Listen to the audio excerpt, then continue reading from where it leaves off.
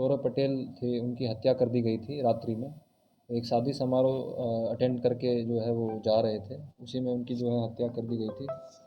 इस पूरे घटना की गंभीरता को देखते हुए एक एसआईटी टीम का गठन किया गया था, जिसमें जो एसडीपीओ मसूरी 2 हैं उनके नेतृत्व में किया गया था, जिसमें थानाध्यक्ष पुनपुन जो थी और थानाध्यक्ष अथमल गोला और उसके अलावा सीआई पुनपुन, थानाध्यक्ष परसा बाजार, हमारे जो डीआई इंस्पेक्टर हैं, उन सभी के नेतृत्व में एक टीम गठित की गई थी।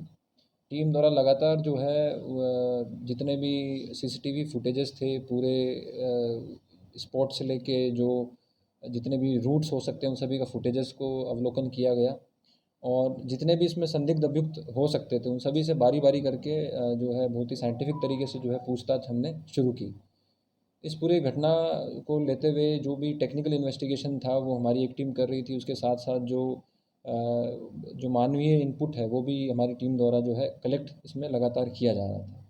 इसमें प्राथमिकी दर्ज होने के पश्चात लगातार जो है हम फैमिली से भी जो है टच में थे और उनसे जो भी इंफॉर्मेशन हम गैदर कर पा रहे थे वो हमने गैदर उसमें की थी।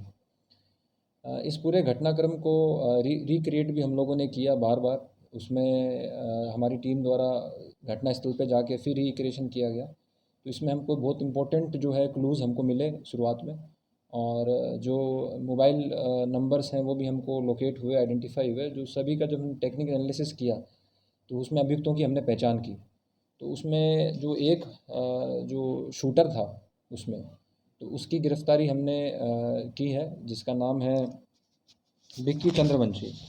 तो उसकी हमने जब गिरफ़्तारी की तो उससे पूछताछ पे हमको ये पता चला कि उस दिन घटना घटित करने में 3 लोग शामिल थे, जो कि जो हत्या उन्होंने जो की थी उसमें 3 लोग शामिल थे। उसमें एक विक्की था, एक राजू उर्फ नून्स था और एक सत्यम था।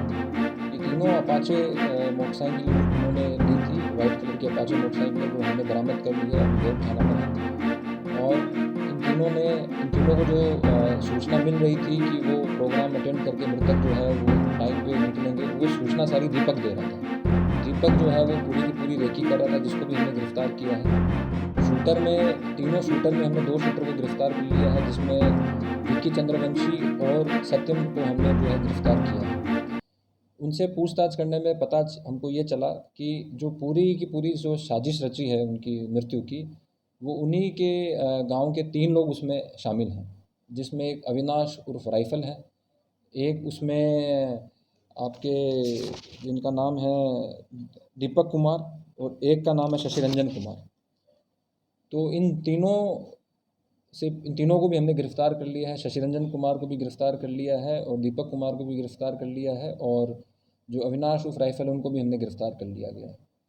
इसमें जो अविनाश उर्फ राइफल है उनसे हमने जब पूछताछ की तो पता चला कि मृतक के साथ इनका पूर्व में 4-5 साल पहले विवाद हुआ था। उसके बाद दोनों के बीच में बोलचाल नहीं थी, लेकिन पारिवारिक संपर्क था और उस एरिया में जितनी भी ये ज़मीनें खरीद रहे थे तो उसमें मृतक के होने से इनको घाटा हो रहा था। एग्रीमेंट कर रहे थे तो इनको जो है उसमें वो एग्जीक्यूट नहीं हो पा रहा था, इनको फ़ायदा उससे नहीं पहुंच पा रहा था और यही कहानी तीनों की है। शशि रंजन का भी यही था कि उसको भी जो है सौरभ के रहने से उनको जो है घाटा हो रहा था और लगातार उनके बीच में बकझक भी एक बार हुई थी। इन तीनों का जो है ईगो हर्ट हो गया उसमें और इन तीनों के पास एक जॉइंट प्रॉपर्टी थी पेमार में।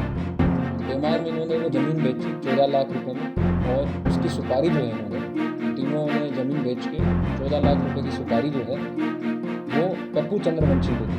पप्पू चंद्रवंशी ने जो है फिर शूटर अरेंज किए, जिसमें विक्की चंद्रवंशी है जो उनका गाँव का ही रहने वाला है, डोमनचक का, सत्यम था और राजू था। तो इसमें 14 लाख रुपए में से 7 लाख रुपए जो है पप्पू चंद्रवंशी ने शूटर को दिए और बाकी जो हथियार भी जो है पप्पू चंद्रवंशी ने शूटर को उपलब्ध कराए। पप्पू चंद्रवंशी जो है वो डोमनचक का रहने वाला है। ये पूर्व में भी बाढ़ के केस में 2015 में जेल गया है। इसमें जो अविनाश उर्फ राइफल है वो और जो दीपक और शशि रंजन है वो घटना घटित होने के पश्चात जो है वो गांव में सामान्य रूप से वो रहने लगे। इवन जो कैंडल मार्च भी जो हत्या के बाद जो विरोध हो रहा था उसमें भी वो लोग बढ़ चढ़ के हिस्सा ले रहे थे और लगातार ये फैमिली में आ जा रहे थे और अपनी सहानुभूति जो है फैमिली को प्रकट कर रहे थे और फैमिली को भी इन्होंने आत्मविश्वास में लिया। और प्राथमिकी जब फैमिली के द्वारा दर्ज कराई गई तो उसमें अविनाश उर्फ राइफल जो है वो स्वयं थाना पे वो भी परिवार को लेके और उनके साथ में रह रहे थे। तो एक तरीके से वो पूरी की पूरी जो परिवार की सहानुभूति उन्होंने प्राप्त की और जो इसमें कॉन्स्पिरेसी जो है षड्यंत्र जो है वो इन तीनों ने मिलके जो है इसमें रचा, जिसमें मुख्य रूप से अविनाश उर्फ राइफल, दीपक और शशि रंजन जो था उसमें शामिल था।